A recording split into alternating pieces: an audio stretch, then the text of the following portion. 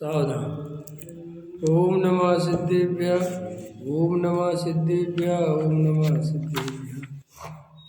मंगलमय मंगले करन बीतराग बेज्ञान, नमो तार जाते भय अरहंतादि महान।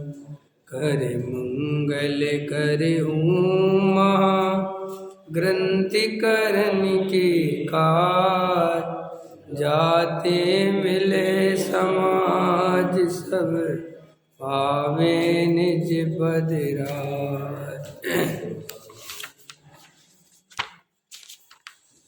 सो निज भाव सदा सुखद अपनो करो प्रकाश, जो बहुविधि भव दुखानिको करिहे सत्यानाश। मोक्ष मार्ग प्रकाशक तीसरा अधिकार, अंतराय कर्म के उदय से होने वाला दुख और उससे निवृत्ति। 57 नंबर का पेज है। देखो क्या कहते हैं। तथा जीव के मोह के द्वारा दान लाभ भोग उपभोग वीर्य शक्ति का उत्साह उत्पन्न होता है, परंतु अंतराय के उदय से हो नहीं सकता। तब परम आकुलता होती है, सो यह दुखरूप ही है। इसका उपाय यह करता है कि जो विघ्न के बाह्य कारण सूझते हैं उन्हें दूर करने का उद्यम करता है, परंतु वह उपाय झूठा है। उपाय करने पर भी अंतराय का उदय होने से विघ्न होता देखा जाता है। अंतराय का क्षय उपशम होने पर बिना उपाय भी विघ्न नहीं होता, इसलिए विघ्नों का मूल कारण तो अंतराय कर्म है। तथा जैसे कुत्ते को पुरुष द्वारा मारी हुई लाठी लगी, वहाँ वह कुत्ता लाठी से बिरता ही द्वेष करता है, उसी प्रकार जीव को अंतराय से निमित्तभूत किए गए बाह्य चेतन अचेतन द्रव्य द्वारा विघ्न हुए। यह जीव उन बाह्य द्रव्यों से व्यर्था द्वेष करता है। अन्य द्रव्य से विघ्न करना चाहे और इसके ना हो, तथा अन्य द्रव्य विघ्न करना ना चाहे और इसके हो जाए, इसलिए जाना जाता है कि अन्य द्रव्य का कुछ वश नहीं है। जिनका वश नहीं है उनसे किस लिए लड़े, इसलिए यह उपाय झूठा है। ये अंतराय कर्म की चर्चा ले रहे हैं कि साहब ये अपन के जीवन में बहुत सारे काम नहीं बनते, बिगड़ जाते हैं, अंतराय आ जाते हैं, तो अपन बोलते साहब अंतराय आ गया। तो अंतराय कर्म का ही नाम है, लेकिन वो कोई निमित्त बाहर में दिखाई देता है तो वो सारा दोष निमित्त पे देते हैं कि तुम्हारे कारण हमारा काम बिगड़ गया, वरना तो बन जाता।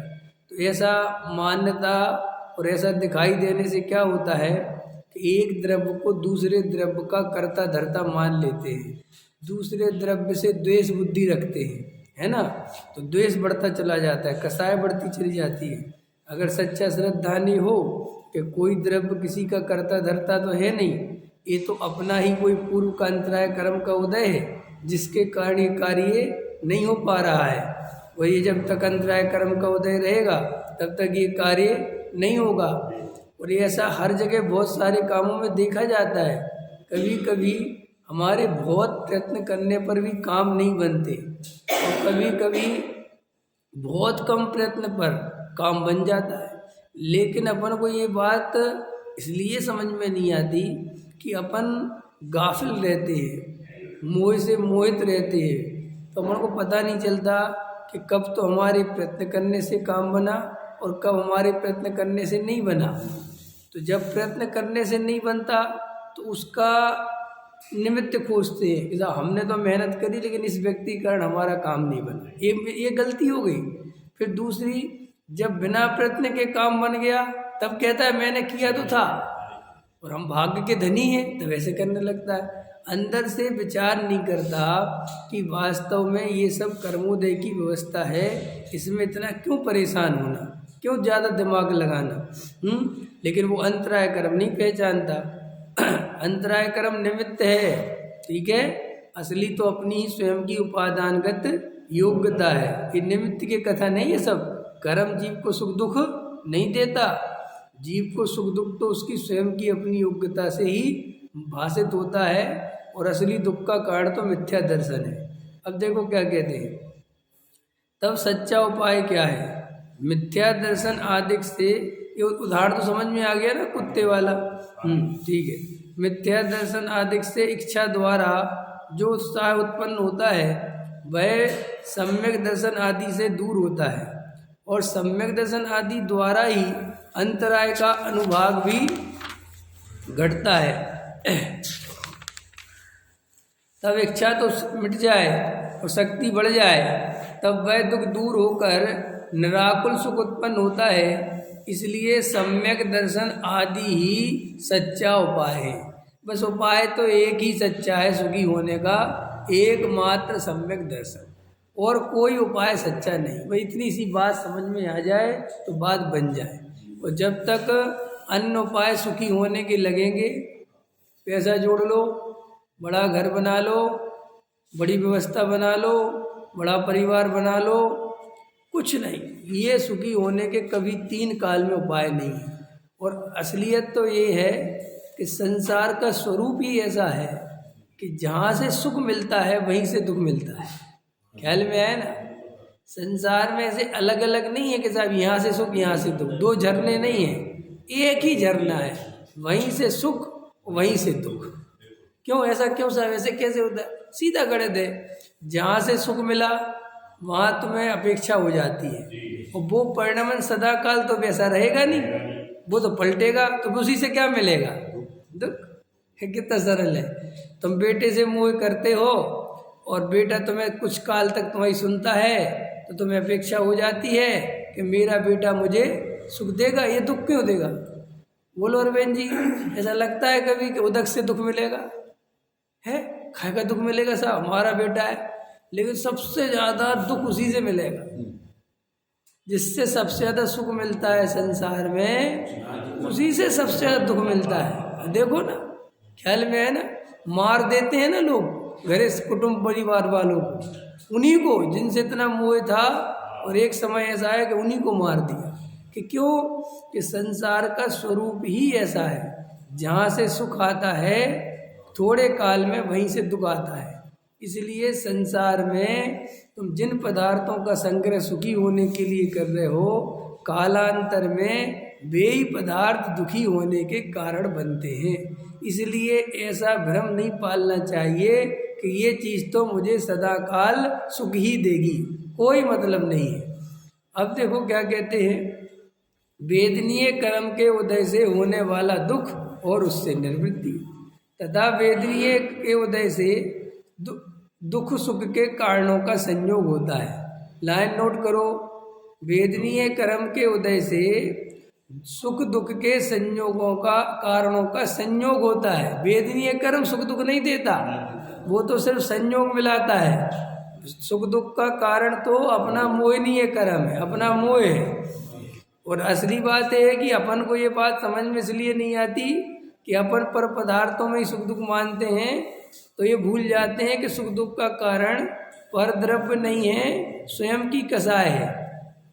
वहाँ कई तो शरीर में ही अवस्थाएं होती हैं, कई शरीर की अवस्थाओं को निमित्तभूत बाह्य संयोग होते हैं, और कई बाह्य ही वस्तुओं के संयोग होते हैं। वहाँ असाता के उदय से शरीर में तो क्षुधा, तिरसा, उच्छ्वास, पीड़ा, रोग इत्यादि होते हैं, तथा शरीर की अनिष्ट अवस्था को निमित्तभूत बाह्य अति शीत, उष्ण, पवन, वंदनादिक का संयोग होता है, तथा बाह्य शत्रु, कुपुत्रादिक व कुवर्णादिक सहित स्कंदों का संयोग होता है। सो मोह द्वारा, अब देखो ये मोह द्वारा, मोह मैंने इसमें मिथ्यात्व ही लगाओ, मिथ्यात्व द्वारा इनमें अनिष्ट बुद्धि होती है। जब इनका उदय हो तब मोह का उदय ऐसा ही आवे जिससे परिणामों में महाव्याकुल होकर इन्हें दूर करना चाहे, और जब तक वे दूर ना हो तब तक दुखी रहता है। इनके होने से तो सभी दुख मानते हैं। ख्याल में आया?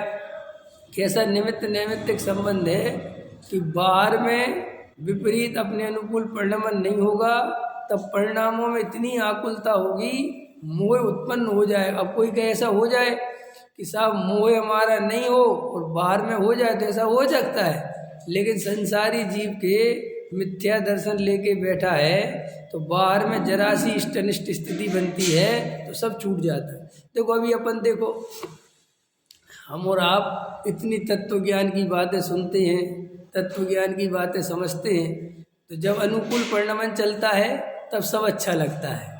आत्मा की बात भी अच्छी लगती है, मंदिर स्वाध्याय भक्ति सब अच्छा लगता है। और अपन क्या सोचते हैं कि देखो साहब हमारी धर्म में कितनी रुचि है और हम बहुत बढ़िया, देखो हमें कोई, अब उस समय सब अनुकूल परिणमन चल रहा है ना, तो अनुकूल परिणमन चल रहा है तो वो मजा तो ले रहे हैं अनुकूलता का, वो भ्रम से मानता है कि हम तो आत्मा के दम पे मजा रहे। वो क्यों, कि ऐसा कैसे पता चला कि वहाँ जरा सा ही विपरीत होता है, कहाँ, बाहर में, तो बिल्कुल आत्मा में मन नहीं लगता, कहीं मन नहीं लगता।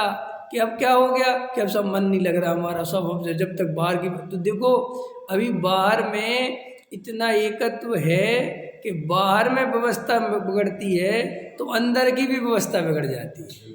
वो ज्ञानी कौन है कि बाहर में व्यवस्था बिगड़ने पर भी जिसकी अंतरंग की व्यवस्था नहीं बिगड़े, वो ज्ञानी। इसलिए बहुत सारे जीवन में कई लोगों को ऐसा होता है, पुण्य का उदय चलता है, सब अपने अनुकूल परिणमन होता है, तो उनको उस समय भोग तो होता है पुण्य का उदय का, और बोलते भी जाते हैं पुण्य तो है, पुण्य में क्या दम है, आज है कल नहीं है, अरे क्या लेना पुण्य से। और वो सारी बातें वो चल रही हैं खाली शब्दों में, अंदर भोग काहे का चल रहा है, पुण्य का। ख्याल में है? और जैसे ही वो पुण्य बदला, जैसे ही पाप का उदय आया, तो वो सारी बातें एक तरफ धकी दी जाती है। फिर और बातें सीख लेते हैं, अरे साहब अब पाप का उदय आ गया तो अब इसलिए हमारा क्या करें, अब तो ज्ञानियों को भी दिक्कत होती है, फिर ऐसे तर्क युक्ति देता है। ख्याल में है कि नहीं है? तो तब जब तुम्हारा पुण्य का उदय चल रहा था तब क्यों नहीं ये बातें बता रहे थे? तो अपने ही बनाए हुए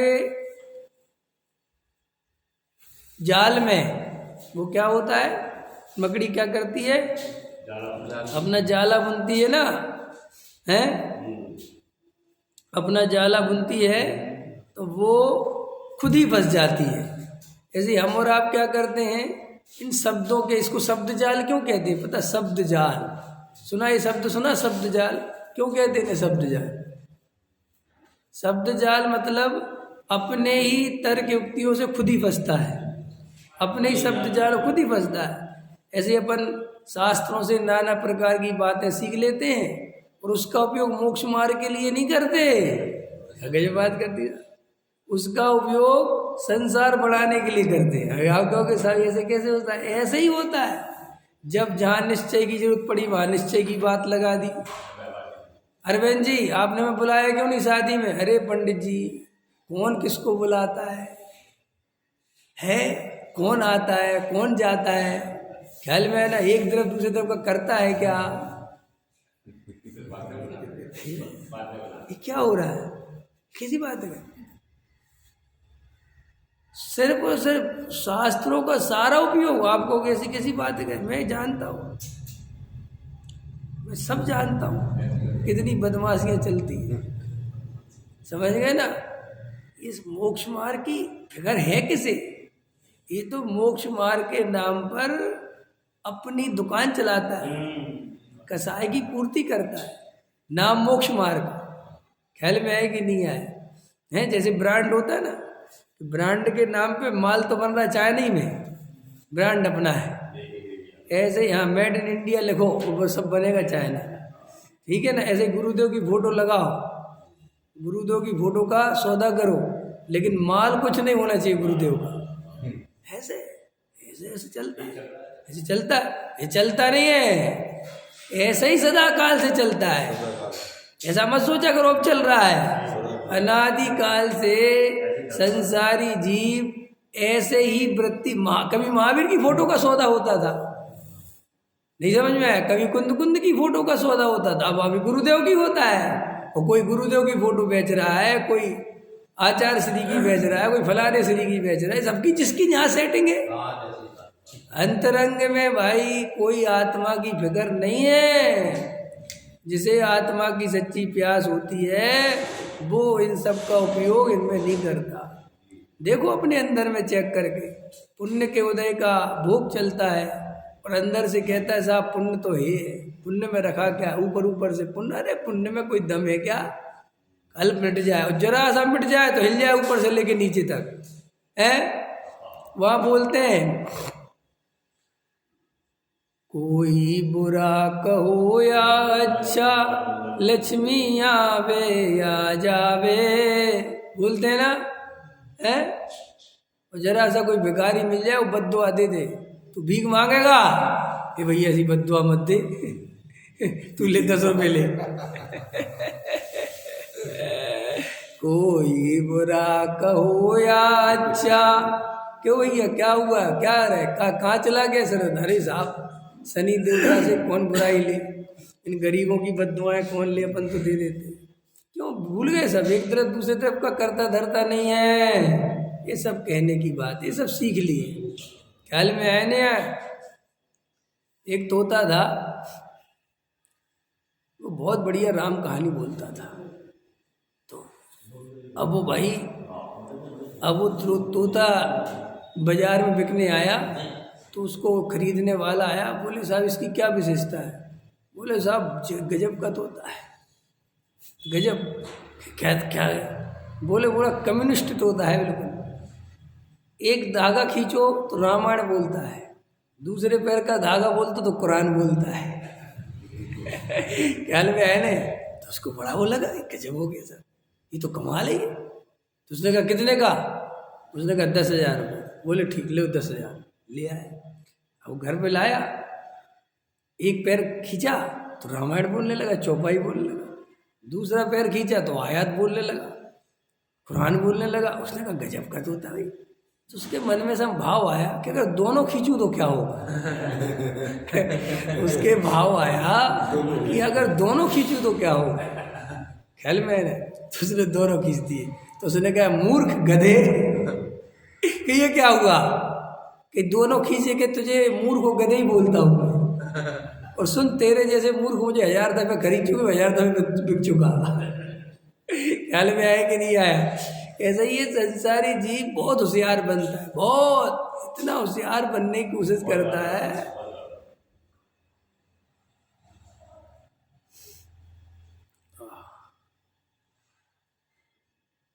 कसाय के वशीभूत होकर नाना उपाय करता है, धर्म में भी कसाय की पूर्ति करता है। अंतरंग से विचार नहीं करता कि मुझे कसाय का वास्तव में अभाव करना भी है क्या, मुझे कसाय दुख का कारण लगती भी है क्या, कुछ नहीं खबर। गाफिल निद्रा में सोता है, बेहोश रहता है। विचार करो। इसलिए भैया ये सब भ्रम मत मानो कि हमें आत्मा पसंद है। अरे आत्मा पसंद जिसे होता है उसकी दशा ही अलग है। ये तो सब अभी आत्मा की ऊपर ऊपर चर्चाएं हैं, सुन रहे हैं, समझ रहे हैं, थोड़ी शांति मिल जाती है, थोड़ा सा घर गृहस्थी में भी थोड़ा ठीक बन जाता है मामला, ख्याल में है ना, और अपना समाज में भी ठीक चल जाता है, और अपना एक जुड़े रहते एक दूसरे से। और ठीक है साहब, कभी पाप का उदय आ जाता है तो ये सब बातें काम आ जाती हैं, जो जो देखी बीतराग ने, समझ गए ना। इन सब का उपयोग हम केवल संसार बढ़ाने में करते हैं, ख्याल में है ना। झोपड़पट्टी वालों से बना के रखो, कभी जरूरत पड़ जाती है। लेबरों के भी नंबर रखते कि नहीं रखते हैं? मेरे फोन में 20 लेबर के नंबर होंगे, क्यों रख रखे? अरे साहब काम पड़ जाता है कभी कभी, आप समझते नहीं। ख्याल में ऐसे ही धर्म का भी उपयोग करता है।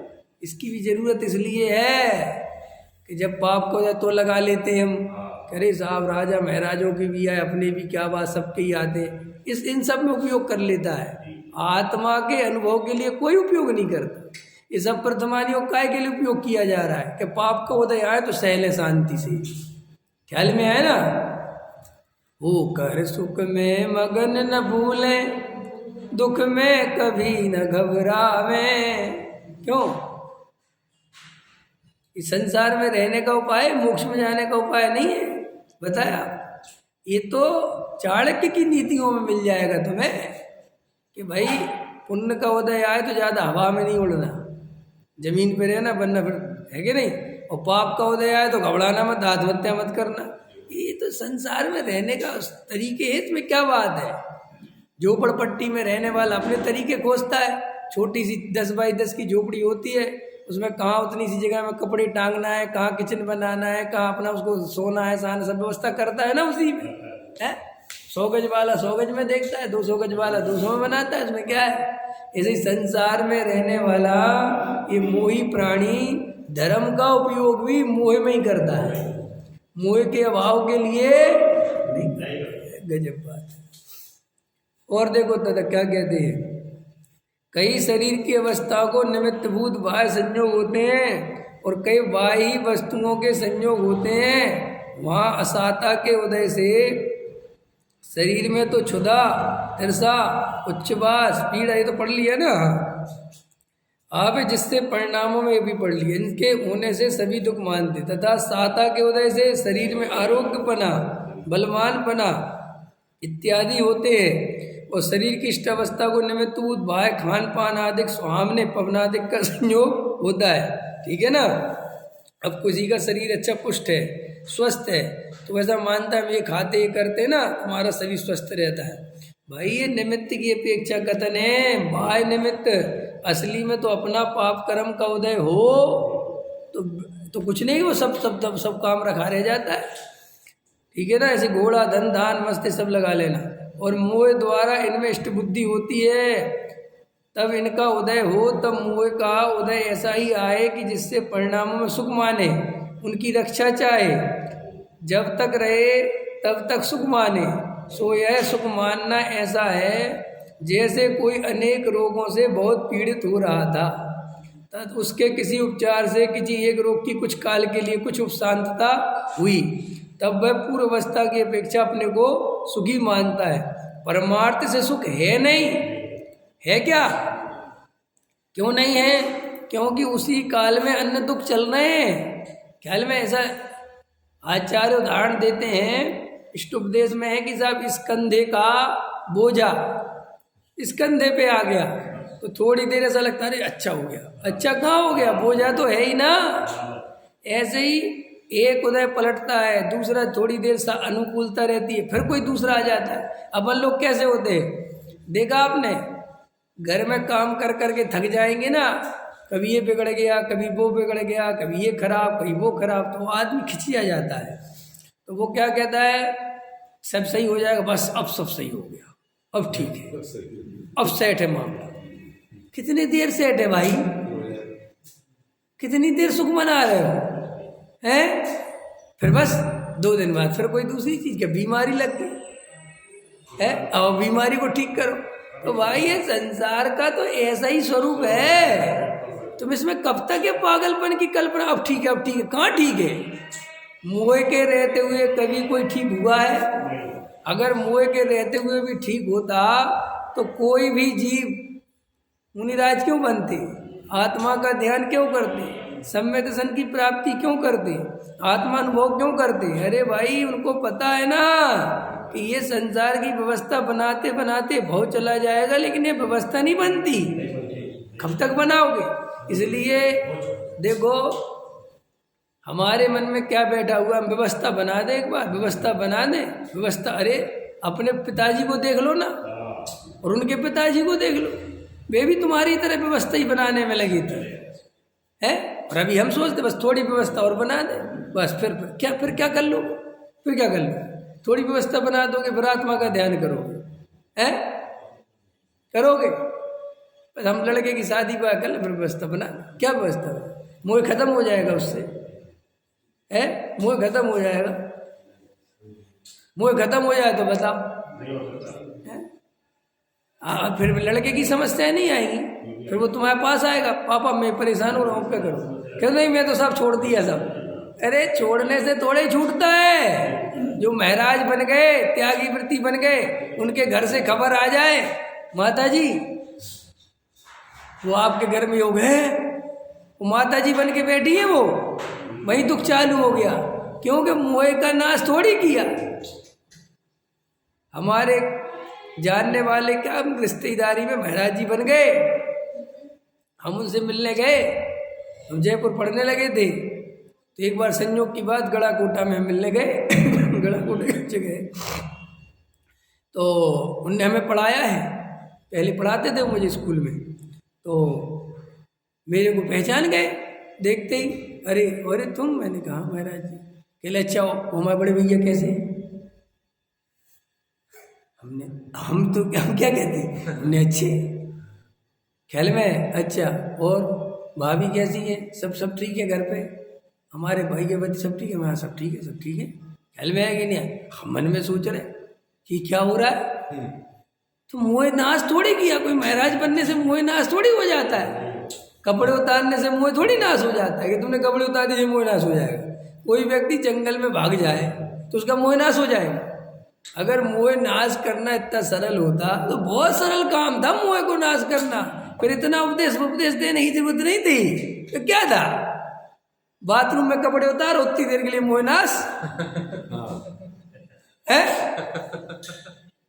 नहीं समझे। वो ज्यादा हो तो जंगल चले जाओ 2-4-6 दिन, हिमालय चले जाओ, वहां उतार दो मोह नाश, लेकिन ऐसे नहीं होता। किसी क्रिया से, किसी के त्याग करने से मोह का नाश नहीं होता। ये बात कब समझ में आएगी, अब तक नहीं आई तो कब आएगी। मुझे ऐसा दुख होता है कि लोगों को गुरुदेव मिल गए तो भी ये बात नहीं समझ पा रहे। कमाल ही लगता है मुझे। मैं तो वर्तमान में मोक्षुओं को देखता हूँ तो मैं सोचता हूँ यार, इनने इतने दिन स्वाध्याय करके किया क्या है, क्या निर्णय किया है। कोई 1 रुपये की धेले भर की अकल नहीं समझ में आती है, समझ में आया ख्याल में आया, कुछ नहीं समझ में आता, बेही पागलपन, बेही बातें, बेही वैसी की वैसी चीजें। हिम्मत करो, इसमें इतना पाप लग जाएगा, इसमें पुण्य लग जाएगा, हिम्मत करो वो मत करो, हिम्मत करो वो मत करो। ये समझ में नहीं आया कुछ भी आत्मा का स्वरूप। अरे साहब वो स्वच्छंद हो जाते, वो ऐसा मत को स्थिर हो जाए। अरे राम, अंतरंग आत्मा तो देख भाई, ये कब तक गुणा भाग मिलाते रहोगे हैं। इतनी बात समझ में नहीं आई, जब कपड़े उतारने से मोह का नाश नहीं होता, इतनी मोटी बात समझ में नहीं आई, तो ये बात क्यों समझ में आए हैं। कपड़े उतारने से मोह का नाश नहीं होता और मंदिर में आने से मोह का नाश हो जाएगा है।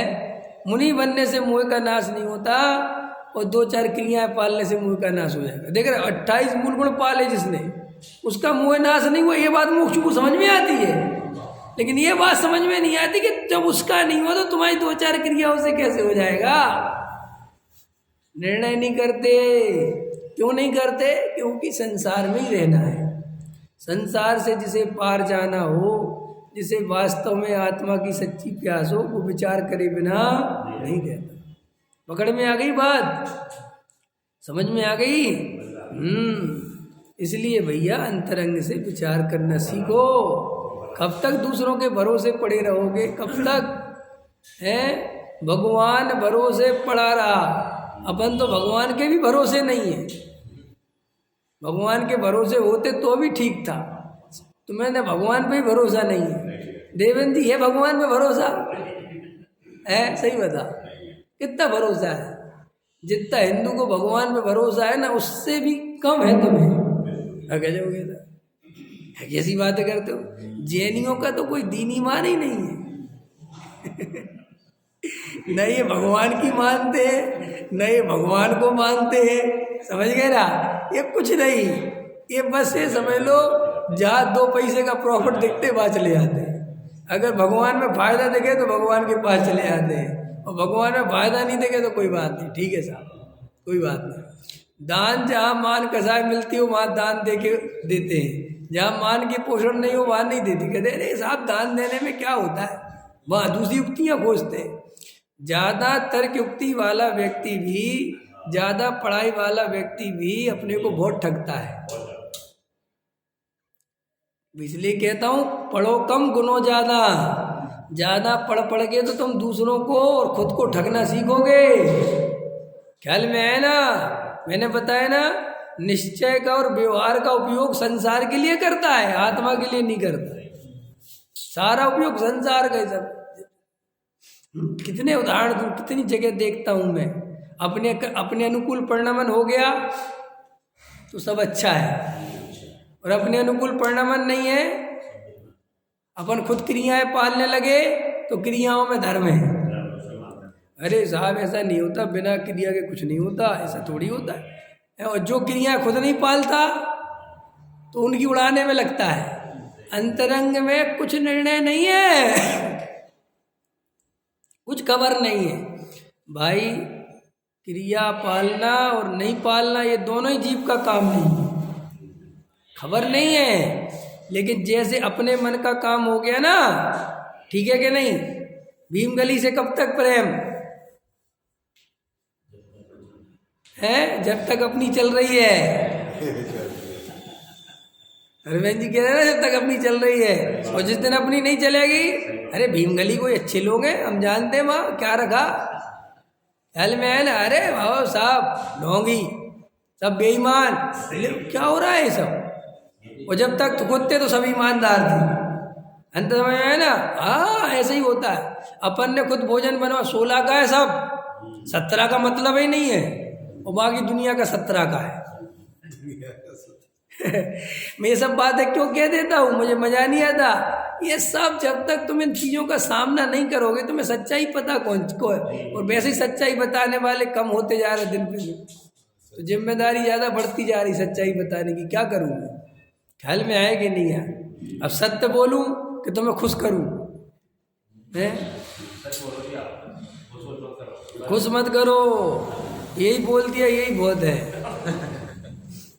ख्याल में है ना भैया? धर्म खुश होने के लिए मत सुनो, मोह के अभाव के लिए सुनो। निर्णय करो, निर्णय करो, बिना निर्णय के काम नहीं होगा। देखो चलो, जैसे कोई अनेक रोगों से भी हो गया तथा इसके असाता का उदय होने पर जो हो उससे तो दुख भाषित होता है, इसलिए उसे दूर करने का उपाय करता है। और साता के उदय होने पर जो हो उससे सुख भाषित होता है, इसलिए उसे रखने का उपाय करता है। रात और दिन क्या चल रहा है? यही चल रहा है। इसी का नाम आर्त रौद्र ध्यान है। ये क्या है? आर्त ध्यान क्या होता है? इष्ट बना रहे और अनिष्ट हट जाए, इष्ट बना रहे अनिष्ट हट जाए। तो सोचो अपने विचारों में क्या चलता है, क्या चलता है आपके विचारों में? बस व्यापार में इतना लाभ हो जाए, 1-2 पार्टी और बन जाए, ये काम और बढ़ जाए, और ये चीज़ नहीं आए, ये नुकसान नहीं हो, यही तो चलता है। और क्या चलता है? बस अपना बच्चा बढ़िया पढ़ लिख जाए, ये हो जाए, ये हो जाए, उसके नंबर कम नहीं रह जाए, हैं? और बस अपना सब सही रहे, हैं भाई। ये रात और दिन की ये चेतना ही, ये सारी चेतना जो है जीव की, वो इसमें लगी पड़ी है, और यहाँ से हटना भी नहीं चाहिए। जबकि सुनो, वस्तु स्वरूप ये कह रहा है कि तुम अपनी चेतना रात और दिन इसमें खपा के रखो, 1% वहाँ परिणमन तुम्हारे अनुसार होने वाला। गजब की बात। दिन रात रज रेत पहले, घृत ज्यों पावे नहीं, तेल ज्यों पावे नहीं। बोलो, रात और दिन रेता को पेल लो, रात और दिन तेल मिलेगा? रात और दिन पाली को मंथन करो, घी मिलेगा? इसी आचार्य कहते, तुम जो चिंताएं कर रहे हो और इन चिंताओं में चैतन्य को खो रहे हो, तुम्हें कभी इन चिंताओं से 1% लाभ होने वाला नहीं। कि साहब आपकी बात तो ठीक है, लेकिन क्या करें, चिंताएं हुए बिना रहती नहीं। ख्याल में है ना? चिंता बार बार हम सोचते तो हैं कि हमारी चिंता करने से कुछ होने वाला नहीं है, लेकिन फिर भी क्या करें, चिंता वही लगी रहती। बिल्कुल ठीक कहते हो, लेकिन चिंता के अभाव का उपाय तत्व विचार है, सो वो करते नहीं। देखो भैया एक बात बताओ, चिंता का बीमारी है हमें कोई, ठीक है, और तुम डॉक्टर के पास इलाज कराने नहीं जाते, इसका मतलब क्या है? कि वो बीमारी का दुख नहीं लगता।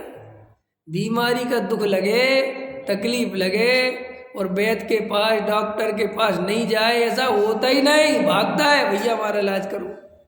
ऐसे ही इन चिंताओं, चिंता माने क्या, मोह, इनका दुख लगे तो जो उपाय टोडरमल जी साहब बता रहे हैं, वेद ज्ञानी तत्व ज्ञानी जी बता गए हैं, सम्यक दृष्टि धर्मात्मा बता के गए, सर्वज्ञ भगवान बता रहे हैं कि तत्व विचार की महिमा।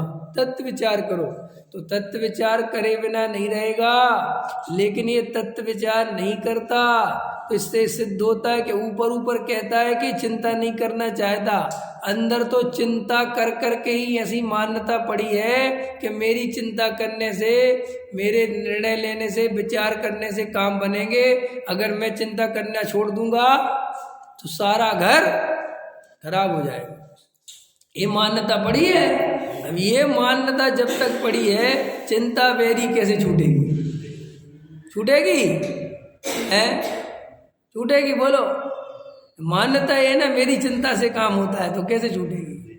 कई लोगों के मैं जीवन में देखता हूँ, वे इतनी छोटी छोटी चिंताओं में जीवन गंवा देते, इतनी छोटी छोटी चिंताओं में जिसकी 2 रुपए की वैल्यू नहीं। बोलो, आपने अपने अमूल्य जीवन के 2 घंटे इसलिए बर्बाद कर दिए कि मैं क्या पहनूं, इसकी क्या कीमत है? बता, क्या फर्क पड़ता है? कोई फर्क पड़ता है? आपने रात के 2 घंटे इसलिए बर्बाद कर दिए सोने में, चिंतन करने में, कल क्या बनाऊं, इसकी क्या कीमत है?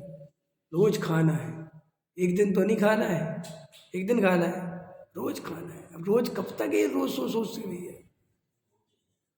लेकिन कोई मानता नहीं है, चिंता करने की आदत पड़ी है। सच बता रहा हूँ, कितना सरल है, भोजन का एक मेनू बना दो और टांग दो, काम खत्म। और अल्टरनेट भी लिख दो उसमें साथ में कि ये नहीं होगा, अब मान के चलो हम मटर नहीं है तो कैसे बनाओगे मटर की, अल्टरनेट लिख दो, मटर नहीं होगा तो ये बना देंगे, काम खत्म। इससे ज़्यादा कुछ नहीं सोचना। अब देखो, तुम भाई कितने घर की रोटी बनाते हो, कितने लोगों की रोटी बनाते हो? 4। और हॉस्टल में कितने लोगों की बनती है? हम पढ़ते थे ना, 200 लड़के थे, तो वे तो हमारे जो बनाने वाले होंगे वे तो रोज मर ही जाते होंगे सोच सोच के कि कल क्या बनाएंगे। वे 1% नहीं सोचते भी, वहाँ मीनू टंगा है, काम खत्म। वे 200 आदमी की चिंता में परेशान नहीं है कि कल क्या खाना है, और यहाँ 4 आदमी में भाई साहब आज जिंदगी निकली जा रही। और किसी को बुलाना हो घर पे खाने के लिए, बुलाना हो तो है, अच्छा बताओ, खाने के लिए बुलाना पड़ेगा, जैन साहब क्या करोगे? क्या बनाऊं? अरे क्या बनाऊं? 4 से चीजें उसमें से कुछ भी बना दो, लेकिन ये बनाओ, ये बनाओ, ये बनाओ, ये बनाओ, ऐसे जीवन। मतलब मैं इन चीजों को इसलिए बता रहा हूँ कि कोई वैल्यू नहीं है जितना ये हमें समय की कीमत क्यों नहीं है? सुनो सुनो सुनो, मुनिराज, जो मुनिराज है, आहार लेके रुकते क्यों नहीं? आधा घंटा बैठ जाए, कौन से उनको खेत जोतने हैं? मुनिराज क्यों नहीं बैठते? मुनिराज 10 मिनट बर्बाद नहीं करते। 10 मिनट, अगर वे 10 मिनट बोलेंगे तो आत्मा की बात बोलेंगे, वे आधा सेकंड बर्बाद नहीं करते। इतना कीमत होती उनको समय की। जो ज्ञानी होगा वो व्यर्थ का समय बर्बाद करने से 100% बचेगा। वो कहेगा नहीं, इतना समय पर नहीं कर सकती बर्बाद भैया। और जो समझ लो ज्ञानी तो नहीं है और ज्ञानी होना भी नहीं चाहता, उसको समय की वैल्यू कभी नहीं होगी, वो समझेगा ही नहीं। चाहे जहाँ बर्बाद करवा लो, चाहे जिसमें बर्बाद करा लो, भैया कुछ नहीं रखा, बहुत शांति से बैठ के विचार करो। हम ये नहीं कह रहे कि तुम कुछ करो, भैया क्यों उतना समय बचा के तत्व विचार करोगे, क्या बुराई है? आत्मा के बारे में सोचोगे, क्या बुराई है? आधा घंटा आत्मा का ध्यान करोगे, क्या बुराई है? स्वाध्याय करोगे, क्या बुराई है? बोलो, क्या बुराई है? कोई बढ़िया अच्छी बेहतरीन आध्यात्मिक रचना पढ़ोगे, इसमें आत्मा ऊर्ध्व होता हो, क्या बुराई है? वो नहीं, समय बर्बाद करेंगे। तो ये सब जे अंतरंग में साफ, ज़्यादा देर तक आत्मा में मन नहीं लगता, लगाओ, नहीं लगता तो लगाओ। ये कह कह के काम नहीं चलेगा कि ज़्यादा देर मन नहीं लगता। नहीं लगता तो फिर अनंत भाव के दुख झेलने पड़ेंगे। कड़वी दवाई अच्छी लगती मास्टर जी है? नहीं, हम तो मीठी मीठी खाएंगे, हमें नहीं खानी कड़वी। तो फिर भैया रोगों को भोगो, भोगना पड़ेगा। बच्चों को देखा तुमने, जब बच्चे होते हैं वो दवाई नहीं खाते, है ना, हमें नहीं खाने कड़वी दवाएं, जब तकलीफ होती है बहुत ज़्यादा फिर अपन कहते भैया खा ले तो मट जाएगी, तो फिर कैसे ही मन कच्चा पक्का करके खाने को तैयार हो जाता है। ऐसे ही मैंने अगर आत्मा की ओर ध्यान नहीं दिया, मैंने अगर तत्व विचार नहीं किया, मैंने भेद ज्ञान नहीं किया, तो भाई साहब मेरा क्या होगा? ये मोह तो मुझे महादुख अभी दे रहा है। जब अभी इतना पुण्य का उदय चल रहा है तो मोह इतना दुख दे रहा है, और जब ये पुण्य का उदय भी खत्म हो जाएगा तो ये मोह क्या करेगा? ये तो जीने नहीं देगा। इसलिए इस मोह के नाश का उपाय करते हैं। जैसे कभी कभी तुमने उदाहरण सुना होगा ना कि भाई साहब तुम अभी इतने से हो और तुम्हारी अभी ये दादागिरी है, तुम किसी की नहीं सुनते, तो बड़े होके क्या करोगे? ये होते ना बच्चे, कई वे 10, 11, 12 साल के होते, 14 साल के, तो माँ बाप घबरा जाते जी तो अभी से ऐसा है, ये अभी से नहीं सुनता तो बड़ा क्या सुनेगा। ऐसे ही आचार्य कहते तुम इतनी बढ़िया व्यवस्था में मोह के नाश का उपाय नहीं कर रहे, तो फिर कब करोगे? है, और वो हम बात हमेशा बार बार इसलिए कहते हमारे मन में कहीं ना कहीं ये छुपा है कि हम बाद में करेंगे, बस थोड़ी व्यवस्था बना दे, बिल्कुल भूल जाओ। ये व्यवस्थाएं कभी नहीं बन सके किसी की, अंत ही नहीं है इनका। अंत है सिकंदर की तो अंत नहीं हुआ, तुम्हारा अंत हो जाएगा। है हुआ अंत? कैसी बातें करते हो, विचार तो करो। मोदी जी 10 साल सीट पे बैठ लिए हैं, अब कहो अब तो नहीं बैठना, अब तो छोड़ दो, चलो जाओ झोला उठाओ निकल जाओ। कैसी बातें कर रहे हैं? वो तुमने बोलने के लिए बोला था, कौन सा झोला, कहाँ का झोला है? झुकना पड़े, देखो पद के लिए झुक भी जाता है। आज सॉरी बोल रहा, सॉरी, ये व्यक्ति सॉरी बोल दे, तुम क्या छोटी मोटी बात समझ रहे हैं भैया? लेकिन ये पद की लालच ऐसा है, कहीं भी गिर जाए, कहीं भी अकड़ जाए, हाँ कहीं भी थूक दे, क्या एक कहावत है, कहीं भी थूक दे और कहीं भी चाट ले। ये जितने जो नेता वेता जो पद के लालुप लोग हैं, ये ऐसा ही होता है, ये झुक भी जाते। मेरा सोच रहे अकड़े रहते हैं। ये मौका आने पर देखो ना, जब वोट मांगने जाते हैं तो कैसे कैसे लोगों के पैर छूते हैं, देखा तुमने? आप उसके साथ बात नहीं करने को राजी और ये लोग पैर छूते हैं। वो देखो जूते की माला पहना देता है विधायक को, तो भी कहते कोई बात नहीं, कोई बात, अहिंसा परमो धर्म, अहिंसा परमो धर्म। देखो जो अहिंसा का कितना अच्छा उपयोग कर रहा है, क्या कह रहा है? जे नहीं याद आ गया, उसे जूते की माला पहनी ना, अहिंसा परमो धर्म। मन ही मन सोच रहे एक बार जीत जाऊं, तेरा घड़ी उखड़वा के फेंकवाऊंगा। जे अहिंसा परमो धर्म, मुंह में राम बगल में छुरी, ये सब चीजें जीव कैसे ही तो हम करते हैं। सामने वाला ताकतवर है, भैया हम हिंसा नहीं करते, हम तो अहिंसा में विश्वास करते हैं। आपको 2-4 गाली और देनी, दे लो, कोई फर्क नहीं पड़ता। गालियाँ चिपकती है क्या? कितनी बढ़िया बढ़िया बातें बोल रहा, और कमजोर है सामने वाला तो ये दे रहा गालियाँ, तो वो कह रहा है कि भाई साहब कोई बात नहीं, दे लो, गरीब आदमी हूँ। तू है गरीब, मैं बस जानता हूँ, तो क्या अब क्या हो गया तुम्हें? अहिंसा कहाँ चली गई तुम्हारी? साहब वो तुम वहाँ उपयोग करते हैं जहाँ हमारे पिटने के चांस हो, जहाँ पीटने के चांस हो वहाँ तुम भूल जाते हैं अहिंसा। ये सब हमारे जीवन जीने की शैली है, सब रग रग में मायाचारी भरी पड़ी है, और सारा धर्म का ठेका खाने पीने में छोड़ रखा। वही मत खाओ, वो मत कर, बस। ये इन बातों को कोई नहीं छूता कि जी अंदर जो बेईमानी है, जी मायाचार भरा पड़ा है, इसका कुछ बताओगे इलाज के? नहीं बताओगे। सारे लगे हैं, ये मत खा, इसमें इतना दोष, इसमें ये दोष, इसमें फलाना दोष है, बस। और जो बड़े बड़े पाप जो के तो चले रहते, समझ गए ना? मैंने मोटे मोटे पाप की कोई वो नहीं है खबर, वो जो बारीक बारीक पाप बचा ली, मैंने ऐसा समझ लो मनुष्य को तो लूट रहे हैं, वो चींटी बचा ली, ख्याल में है ना? बड़े बड़े पाप तो जो के तो चल रहे हैं, बस। अष्टमी में हरी नहीं लेते हम तो बहुत अच्छे हैं। वो जो इतना हरा हरा पाप करते हो जे, ऐसे नोट हरे हरे होते ना, आपके गुलाबी हो गए, हरे हरे भी हैं, हरे भी है। और ये हरे हरे के लिए इतना पाप करते हो जे, ये अष्टमी के दिन ही ब्याज लेने से नहीं चूके जे, ये अष्टमी के दिन ही 2 के 4 बनाने नहीं चूके, ये तो गिनती में नहीं है। अंतरंग में यही तो गजब की बात है। आदमी को ये भी नहीं पता चलता कि मैं झुका क्यों, ये नहीं पता। उससे पूछो तुम मोदी से जाके, तुम क्यों झुके हो? किसानों के लिए, देश के लिए। वो कह ही रहे ना, कौन देश के लिए झुकता है, कौन किसी के लिए झुकता है? ये तो भाई दिखता है कि यार ये तो नुकसान का सौदा हो रहा है, तो झुक जाओ। ये अंतरंग में निर्णय करोगे तब बात बनेगी, निर्णय नहीं करोगे तो घूमोगे। कई लोग अभी भी देखो कह रहे ना, देखो देखो साहब कितना बढ़िया आखिर झुक गया। ये हमें समझ में नहीं आते, सब राजनीति है। ये कोई ऐसे हमें धर्म में समझ में नहीं आता।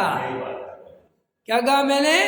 जैसे तुम्हें बांस, क्योंकि बेहोश है ना सब जगह जनता, तो धर्म के क्षेत्र में भी समझ में नहीं आता कौन सत्य बोल रहा है, कौन झूठ बोल रहा है, कौन आत्मा की तरफ ले जा रहा है, कौन संसार की तरफ ले जा रहा है, कौन उलझा रहा है, कौन सुलझा रहा है, कौन ईमानदारी से बातें बता रहा है, कौन हमारी असली पोल खोल रहा है। ख्याल में है ना? ये हमें नहीं समझ में आता। और हमारी जो असली पोल खोले वो तो हमें शत्रु दिखाई देता है। प्रॉब्लम तो ये है। वो धर्म सुनो किसे कहते हैं? डॉक्टर अच्छा कौन? बोलो। जो तुम्हारे रोग छुपाए कि जो तुम्हारे रोग निकाले? तुम ऐसे डॉक्टर के पास जाना पसंद करते हो ना जो तुम्हारी नब्ज देखते ही है फटाफट बता दे, ये रोग है, ये रोग है, ये रोग है। और ये स्वामी तो कमाल का डॉक्टर, इसने तो कोई चेकअप नहीं करवाया। तिब्बती वैद, कौन सा वैद है वो? तिब्बती वैद, वहाँ बैठता है ना वहाँ पीछे, तो वो क्या कहते हैं, ऐसे नब्ज पकड़ता है और ऐसे बोलता है तो ये रोग है, ये रोग है, ये रोग है, ये रोग है, ये रोग है, ये रोग है। कोई मशीन का चेकअप नहीं, कोई कुछ नहीं। ख्याल में है ना? और साहब गजब की दवाई, ऐसा समझ ना मेरी बात। ऐसे ही वहाँ पर कितना होशियार है कि जो अपने रोग बताए, जो अपनी सच्चाई बताए, उसको पैसा देता है कि लो साहब और आपने बहुत उपकार है आपका। और धर्म के क्षेत्र में जो आत्मा के रोग बताए, जो सच्चाई बताए, उससे दूर भागता है कि ये तो हमारी सारी पोल खोल दे रहा है, ये तो हमारी जमीन जो बची खुची है वो भी गिरा दे रहा है। क्यों? कि ऐसे प्रवचनों से भ्रम टूटते हैं ना। तुम्हें जो धार्मिक होने का भ्रम होता है वो टूट जाता है 2 मिनट में। तो बहुत डर लगता है आदमी को कि यार भैया कुछ तो बचा रहने दो, आप तो कुछ लगता है हम कुछ है ही नहीं, और ये कुछ है नहीं, ये जीव को पसंद नहीं है। अब इसको टोन बदल दूं, टोन बदलूं? देखो टोन बदलता हूँ। अभी तुम्हें ये कितना अच्छा लगेगा। देखो जैन साहब, कुछ भी कहो, आप लोग औरों से तो बहुत अच्छे हो, कम से कम तत्व का अभ्यास करते हो, स्वाध्याय में बैठते हो, खान पान में विचार रखते हो, मुमुक्षु हो, गुरुदेव के मार्ग में लगे हुए हो। भैया तुम लोग बहुत अच्छे, शीघ्र अति शीघ्र तुम्हें मोक्ष मिलेगा। इस जन्म में नहीं तो अगले जन्म में मिलेगा।